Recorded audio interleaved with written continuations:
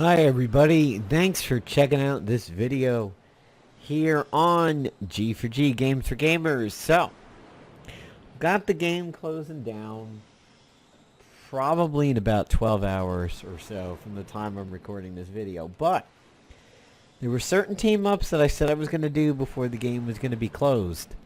And I wanted to focus on my goodbye game montage thing that I uploaded last night, this morning.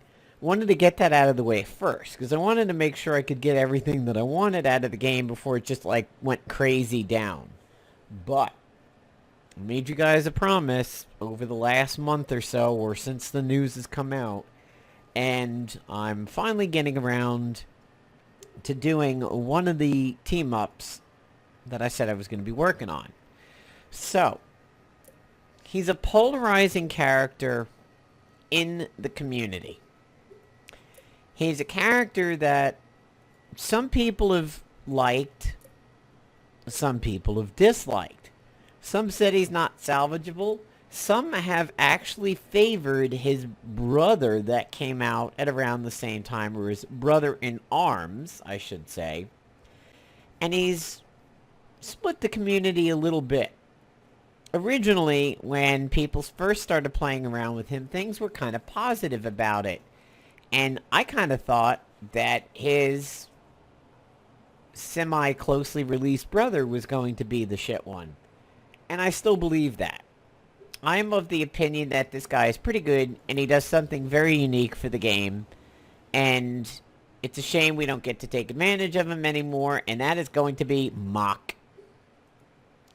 AMokk is really fun, and I've always enjoyed working with him, and sadly I never get to experience him much, because you can't use him in the chapters that deal with the worthy, because all the worthy are locked out of those.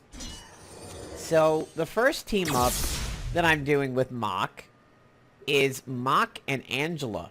My agent is running the Devour, the Lamp, Dark Edge, Scroll of Runemeroth, and the Master Sword. Currently, he is in the Scrapper suit. One of the most recent ones that we got. The ones that we will never get to see the Bruiser and Blaster version of and everything. Call it the Scrapper Cosmic. And there's partly a reason for that. This is more of, even though I'm doing this in the simulator, this would be more useful in PvP. But we'll see why. And that is because in PvP, we expect to see Cloak of Daggers around. So, I will show you what AMokk and Angela are running after this particular fight. As you can see, Nightmare is a quick action, and that is because of the on-call summons ISO.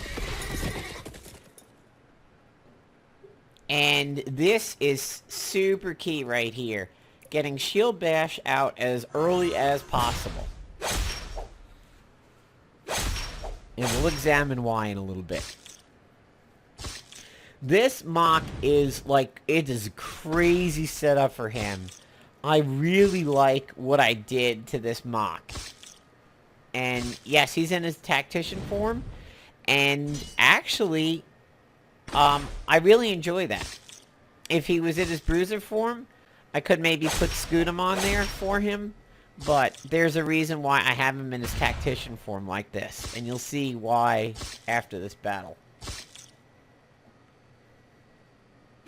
There goes the Master Sword going crazy, because now remember, everybody's been hit by the Scroll of Runemeroth, so anytime somebody's smacked and they have Opportunist debuffs, the Master Sword goes to town.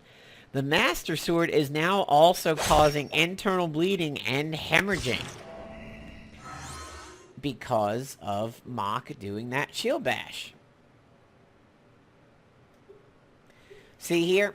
Treacherous Tactics. Melee attacks apply internal bleeding. Melee attacks gain hemorrhaging attack.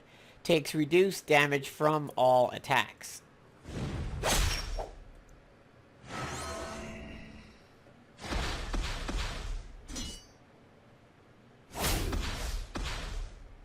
See how low that damage is? This is just fun. This is really, really fun. I like these guys. I've really been wanting to work with AMokk for some time now. It's just that so much stuff has come up since they announced that the game was going to be closing, and there was a lot of stuff to do and just even other games. So, let me show you what I'm doing with AMokk over here. So, like I said, he is in his tactician form, and I'm running solid defense on him. So the reason for that is basically because he keeps reapplying his shield. I'm running him with a couple of violence, several violence, some steadies, and some patience and a stalwart. And as you can see, his health is high, his attack, defense, and accuracy are high. A little bit extra for the stamina. Blood Oath. Chance to perform a follow-up attack when an ally attacks a bleeding target. Chance to counter when a bleeding enemy attacks an ally. Magic Warding. Chance to parry and absorb an attack and then perform a counterattack. And he's a worthy. I have Mauling over here because that's his counter, so he spreads flanked for free. Desecration's just running bursting. There's not a whole lot you're going to do on that one. Hammer and Shield is running increased chance to crit, and that is because of Worthy Warhammer dealing deadly crits. And Nightmare is running On Call. Now, you saw Angela in there. That's who I happen to have him teamed up with right now. Chance to preemptively counter an enemy attack applying bleeding. Counterattacks when an enemy with Mark of the Huntress attacks applying flanked. She is running the Scrapper, PvP, ISO, and Master Fighter. She is running Vibranium, Monomolecular, Grace, and she has Vampiric Strike just for a double heal boost if she goes in for the kill. As you can see, she's topped out in health and attack, and I went Evasion on her. Her accuracy is topped out. Combatant and Master Fighter. This is a little bit forgivable, and I actually don't have her character specific ISO from her heroic, which honestly I kind of forget what it does. I haven't done that heroic in a while. So let's go and jump against Maximus. Now, this team kind of counters the meta a little bit because of the fact that we're doing internal bleeding, which is non-removable.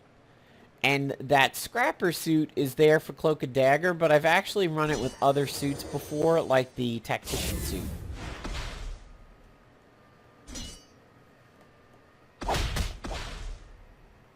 There's his block, and now that guy is bleeding. So, alright, so we're going to pretend that this isn't here right now, because we're trying to, like, take into account PvP, so we'll quick action the horse. And now we all have treacherous tactics. And he's dead already. And there's Angela gaining health. There's the Devourer. Now, the Devourer, because it is AoE based, even if the target is killed and the Devourer's like, ooh, you hit a bleeding target, I'm going to go ahead and proc. If that was a single target follow-up, nothing would have happened because the target is dead. But because the Devourer is AoE based, even if the target dies to somebody else, the Devourer still launches. Now, I have swiped both of these guys only one time with the Devourer, and you will notice they have a stack of internal bleeding instead of regular bleeding, ×2. That is because this is a melee attack, and AMokk, through treacherous tactics, has converted this over to causing internal bleeding, along with the regular bleeding.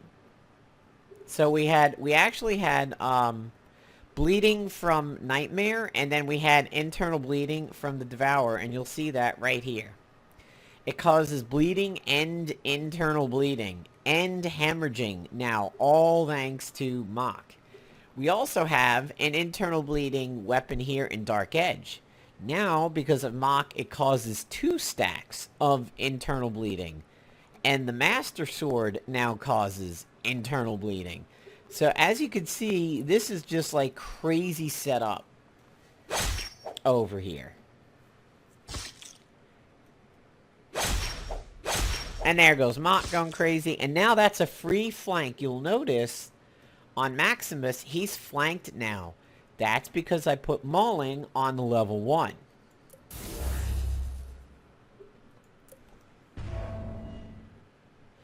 And let's see what happens when she does this. Pretty decent damage. So she healed from the Asgardian Assassin. Didn't make mention of a heal from the Vampiric, but that's potentially because she was at full health. Now you can see AMokk has got a shield in effect here. And he keeps regaining stamina because of the patchwork shield. An amazing application of that ISO. I've never really tried to shoehorn that ISO into somebody, but it works out super well with AMokk. Now, I kind of thought about using him with Elektra, and I may still try to work that into the video. But Angela just does so well with him in that setup. So, let's actually take him into a practice, which I have not done yet. And see how they fare with what is out there. Now, what I'm hoping happens is that the Scrapper suit comes in super handy against running into Cloak and Daggers. And giving everybody that follow-up. Now, obviously Angela is already going to get that follow-up. She's a Scrapper, and she's 15. So she's going to get that regardless. But now we can give it to AMokk. And since attacks restore his shield, works out really well. Actually would make him a very good candidate for the Prism. We just don't have room for it, unfortunately. Also, you can probably run him with the Scrapper Flight Suit, as I believe the Scrapper Flight Suit has some melee in it. So now all those attacks would be causing bleeds through the melee. As you can see, we have the Infiltrator, we have the Scrapper for the Vortex suits. Next up, I believe, would have been Bruiser. Yeah, we would have had Bruiser, then Blaster, and then Tactician. Obviously, Bruiser would also be good against Cloak and Daggers and the Spitfires and everything, as once your agent attacks a Scrapper, everybody's going to get Bruiser benefit. They're going to gain the Enraged. Blasters is probably, if there is a Tactician out there, everybody would get crits. This is the one that sort of made me wonder a little bit. If there was a Blaster and a Tactician attacks, would that mean everybody on the field gets 2 turns? Or would it mean everybody gets a extra turn if they do a single target attack? That's probably what my guess would be. If they did an AoE, their turn would be over. If they did a single target, they'd gain tactical benefits. That would have been super, super powerful. I don't think you would have seen anybody running blasters anymore on defense once that Tactician suit came out. If so, if somebody was going to run a blaster, I bet they would probably try to protect them with a lot of infiltrators being out on the field to try to combat that suit. But would have been really, really dangerous to run blasters on defense at that point. So maybe like the Rocket Raccoon kind of defenses would have gone away. Alright, so the Dark Edge, and then finally the Master Sword. The Master Sword doesn't do a heck of a lot of damage in and of itself, but its synergy with the Scroll of Runamaroth and the fact that it's now going to be causing bleeds and hemorrhaging would be good. There's a couple other things you could do there.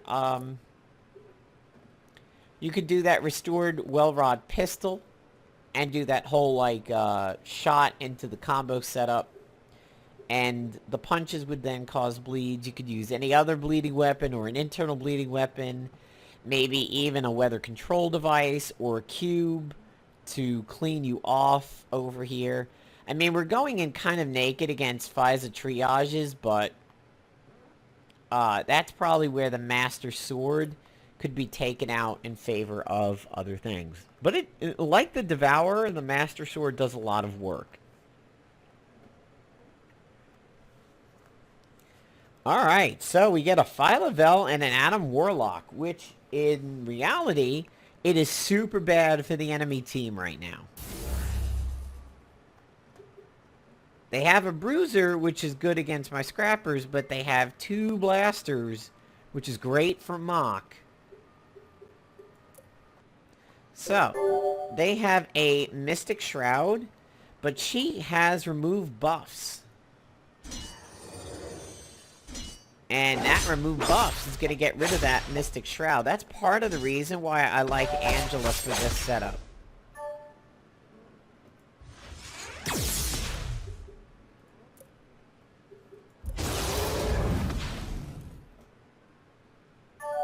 Ah, that's exactly what my Phyla-Vell is doing. And is running Vampiric on that one. So they still have a Mystic Shroud up. And because of the 2-round cooldown, we're not going to do the horse on this one. It's going to be kind of stupid. But I'll do that.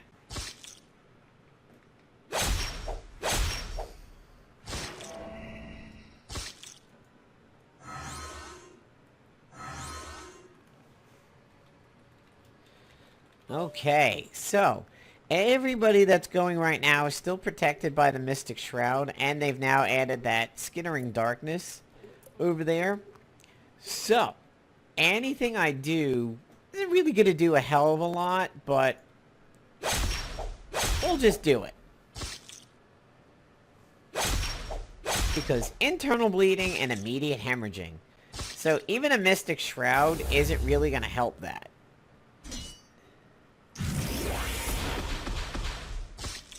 And Adam Warlock gets completely shut down and thoroughly fucked for his efforts. Okay, Scroll of Runemeroth, goodbye, Mystic Shroud.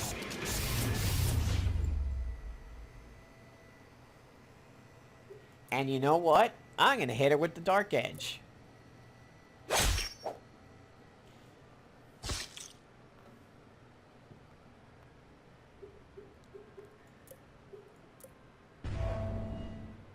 Now, I don't know if her counters and pre-counters count as melee, or something like off the charts that the game doesn't consider, but pretty nice damage. We get the nice follow-up, which hemorrhages immediately. Now, she's going to get her Nico res. There goes the Life Force Leech, though. And after the res, the Devourer and the Master Sword go nuts.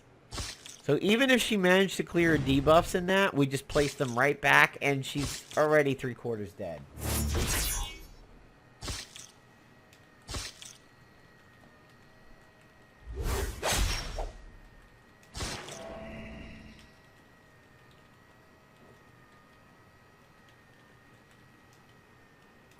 Alright, let's compare stats over here. This guy was considerably weaker. We'll do one more match. I think rather than try to shoehorn in Electra, we'll just stick with Angela and see if we can get... Wow! Actually, a very, very high offensive armory, but poop defense and poop hero bonuses. Let's see if we can get a more legitimate match. However, I mean, had I run into that guy during the season, that win would have been exactly like that.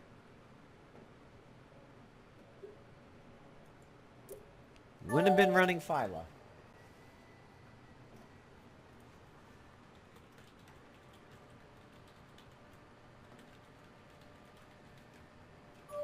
Okay, well, here we go. Cloak and Dagger. Oh, it's Clairvoyant. I know this guy.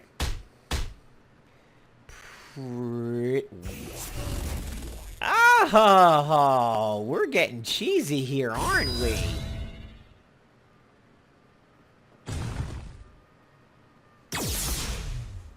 Wow. Wow.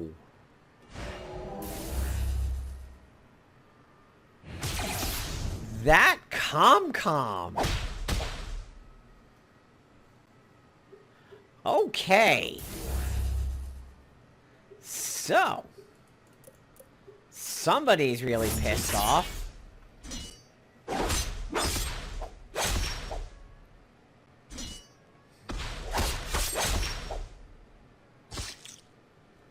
that would be me. She's gonna... Oh boy, I'm surprised she didn't go right for AMokk. That's what I expected. Oh...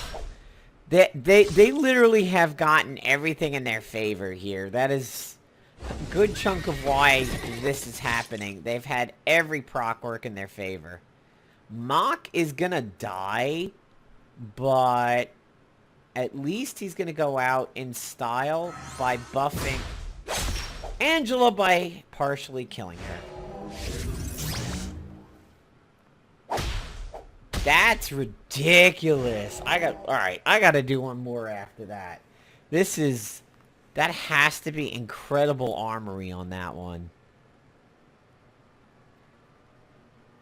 I think I know who this is. Yup. That was all armory. All armory and a little bit of hero bonus. And in all honesty, if that was even my main team from the last season, there could have been some issues on that one. That combat communicator giving that agent an extra turn was crazy. And you can see that's what the combat communicator does. It doesn't take the agent's program turn and throw it to the beginning of the line. It doesn't make you skip the line. It actually injects an extra turn at the start, and then you still get your normal turn. And that's pretty much why everything went to shit. Wow! An opening love me and not a fear me? I find that very interesting.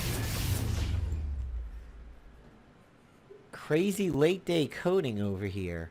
Alright, well, we have no infiltrators, but...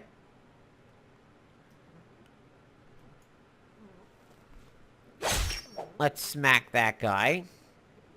Ah, Master Sword follow-up. Nice. Now, we're not going to cause a lot of extra bleeding from this because AMokk has not had his turn yet. And now that dude is flanked. So, I don't necessarily have to activate my Scrapper bonus, but here goes Blades of Ichor, which is going to hemorrhage. And it's going to remove his buffs.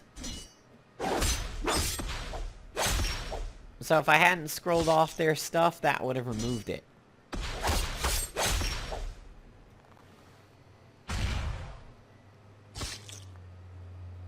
Still, that's unfortunately only normal bleeding. And we did not get a triage, which is really good. So, that means... Nightmare is going to have full effect. And here comes Shield Bash for Treacherous Tactics. We know he's already flanked, so he's got a good chance of dying at this point. Oh, whoop. Oh, there we go. He was close, but AMokk finished it off. One down, and Mark of the Huntress is proccing. And now we've caused internal bleeding on the Devourer. This is why I like this setup. It's really tough to fight against. Well, apparently Ribbon Dance is not melee. Because Kurth did not hemorrhage. But she's bleeding out big time.